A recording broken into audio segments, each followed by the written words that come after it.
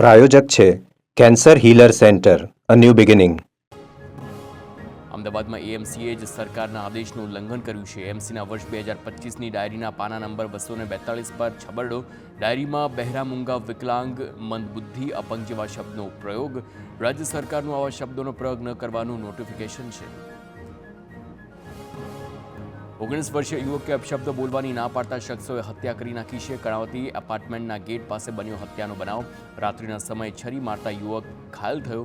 સારવાર દરમિયાન મોત થતા ઘટના હત્યામાં પરિણામી. ક્રાઇમ બ્રાન્ચે હત્યા કરનાર 5 આરોપીની ધરપકડ કરી. અમદાવાદના બાપુનગરમાં ખાખી ઊંઘતી ઝડપાઈ છે. હત્યા સ્થળે બંદોબસ્તમાં રહેલ પોલીસકર્મીઓ ઊંઘી રહ્યા હતા.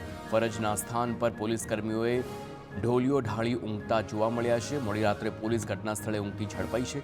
કિન્નરો અને અન્ય લોકોએ પોલીસને જગાડ્યા. ઊંઘતી પોલીસનો વિડીયો વાયરલ.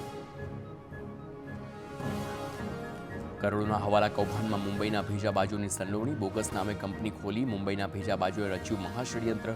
કરોડોના કૌભાંડનો માસ્ટરમાઇન્ડ વિનોદ શિંદે હોવાનો ખુલાસો થયો. સાજિદ અંસારી, દીપક કાથા, ભગવાન સાહુ, સુજોય બેનર્જીની પણ સંડોવણી.